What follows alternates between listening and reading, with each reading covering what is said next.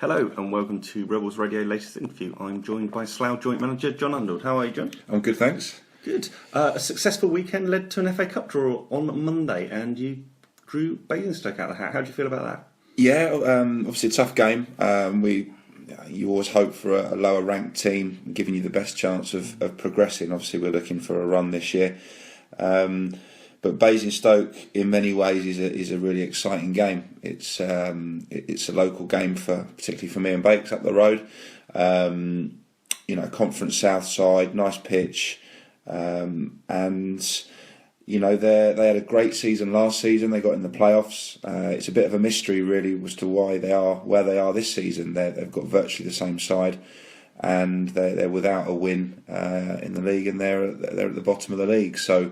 They're having a tough time, so maybe it's a good time to play them. And you went to watch them on Monday night away at St Albans? We did, we kind of changed plans and headed over there. It was a good chance, our only chance to see them before next Saturday. So, we went over there. They lost 3-0.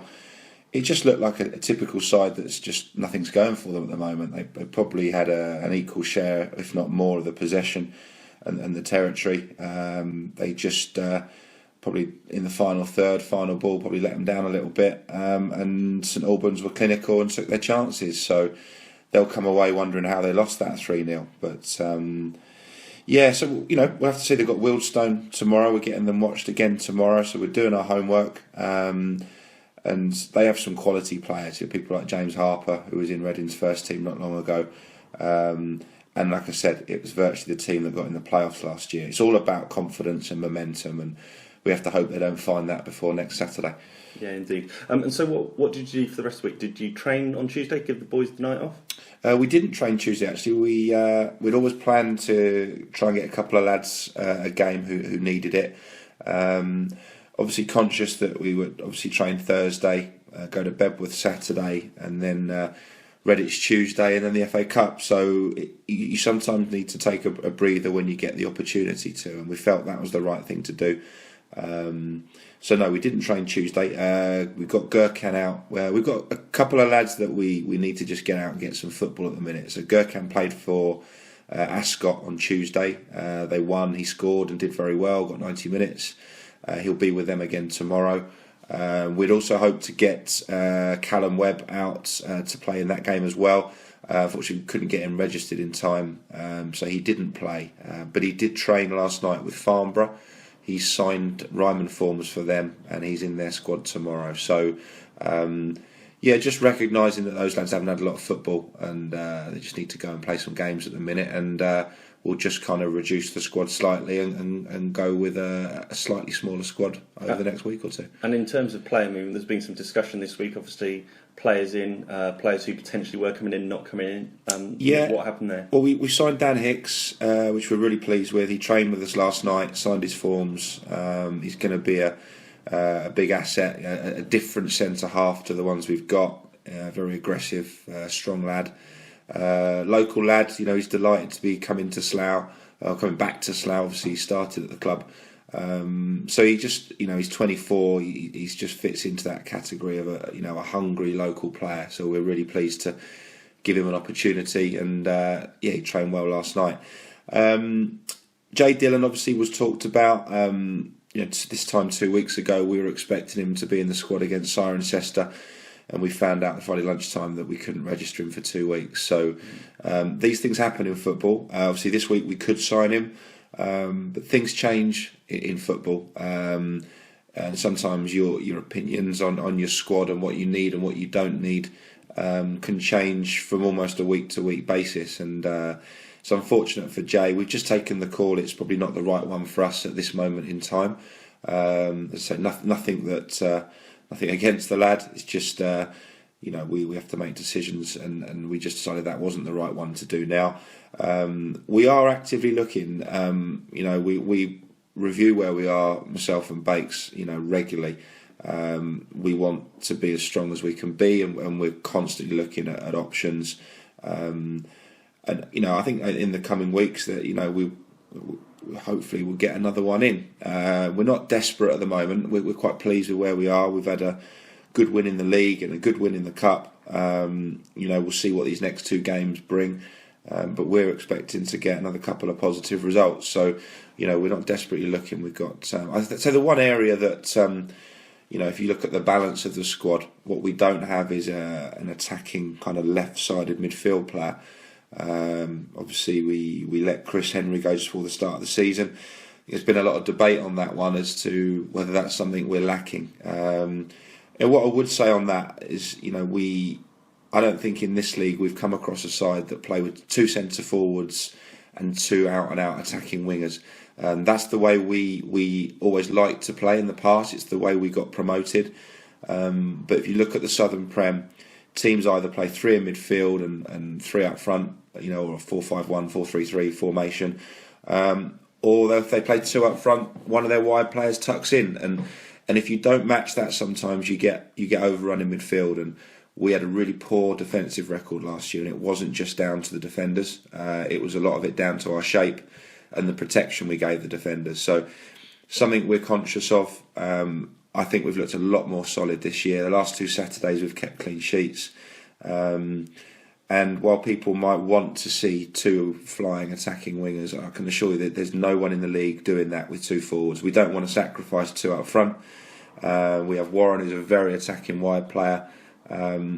So we're comfortable with where we are, but that's not to say we don't want that as an option. But we'll take our time to get the right one. I'm sure that is a position we'll fill in due course, though.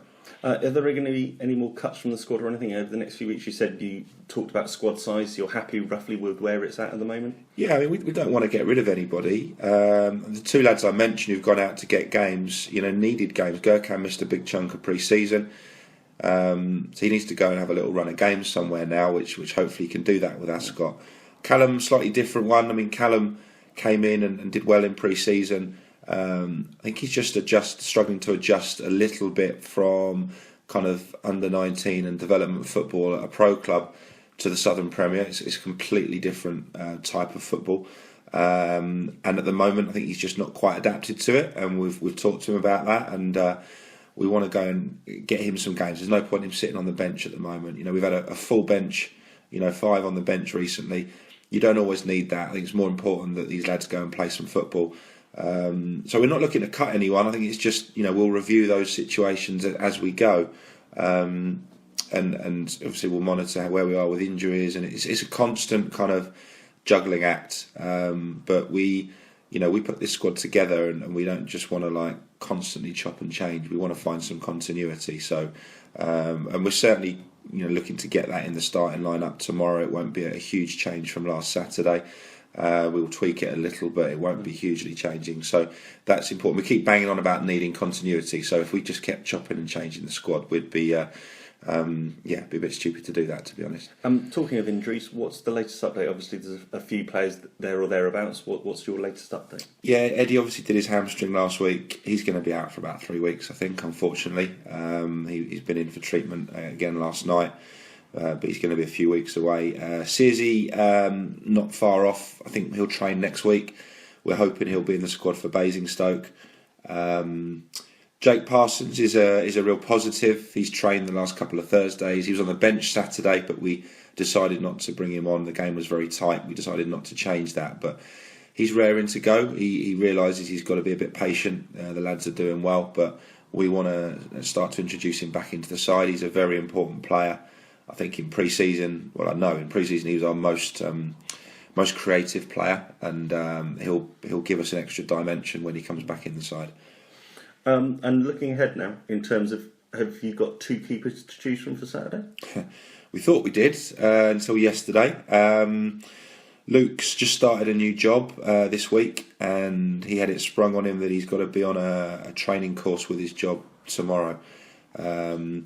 It's a one-off. He won't have to miss another Saturday. The timing for him is terrible. Obviously, he took Scotty's place when Scotty was suspended, and Luke's done very well. He's done nothing wrong. And now, because of that, he'll obviously give that shirt up to Scotty for tomorrow. So, he's well aware that the implications potentially of that if Scotty comes back in and plays as he was earlier in the season. So, That's one of those things. It's out of our hands. It's out of Luke's hands. So no, we go with Mark Scott in goal tomorrow. Okay. And looking at Bedworth, playing up there on a 3G, any different preparation? No, not really. We did consider trying to get a friendly on a 3G on Tuesday, but then when Eddie's picked up an injury, Searsy, we kind of balanced doing that with risking any further injuries. We decided not to do that. It's a surface we're happy with. We've trained on it lots before. We played very well in pre-season at Hayes and Yeddings 3G. These lads are all used to playing on that surface. It does add a bit of a different dimension. Obviously they're more used to it than we are. But we don't have any fears, and there'll be no excuses if we didn't perform on the surface. There's no problem there at all. And big week ahead, games coming thick and fast. What are you hoping to get from Saturday? Yeah, well, I mean, it's easy to look at where they're on the table. They're currently at the bottom and say it's going to be an easy 3 points. We know that's not the case in this league. You look at their recent results. They got a 0-0 at Leamington, who were second, and they only lost to Redditch with a 92nd minute goal, who we know how good Redditch are. So it's not like they're getting smashed every week. They're going to be competitive. They won in the FA Cup on Tuesday, so they're going to be looking to get their first league win on Saturday. So not anticipating anything other than a tough game, but we want to carry on the momentum. We had a great win against Cirencester. Because of the points we dropped in August, we're catching up a little bit, so we need to get on a run. So obviously we're going there looking to try and win the game.